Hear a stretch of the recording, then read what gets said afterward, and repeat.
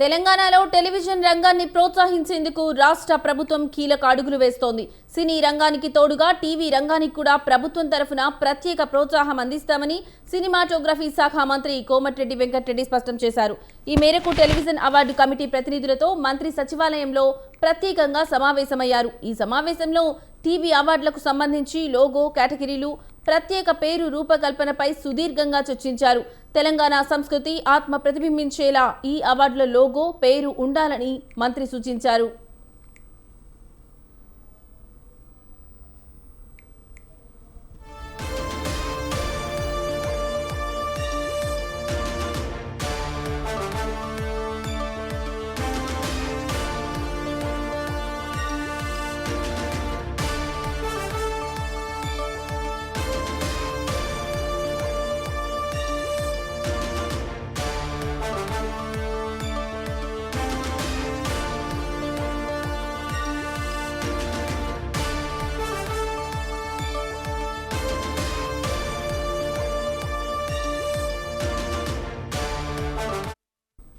తెలుగు జాతి గర్వించదగ్గ నాయకుడు మాజీ ప్రధాని పివి నరసింహారావు పేరును ఈటీవీ అవార్డులకు పెట్టే అంశాన్ని పరిశీలిస్తున్నట్లు మంత్రి వెల్లడించారు.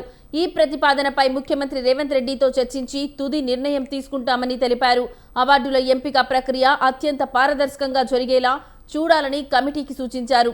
దీనికి సంబంధించి సమగ్ర మార్గదర్శకాలను త్వరగా సిద్ధం చేయాలని టెలివిజన్ అవార్డు కమిటీ సభ్యులను మంత్రి కోమటిరెడ్డి ఆదేశించారు. ప్రభుత్వం తీసుకుంటున్న ఈ నిర్ణయంతో బుల్లితెర నటులు, సాంకేతిక నిపుణులు హర్షం వ్యక్తం చేస్తున్నారు.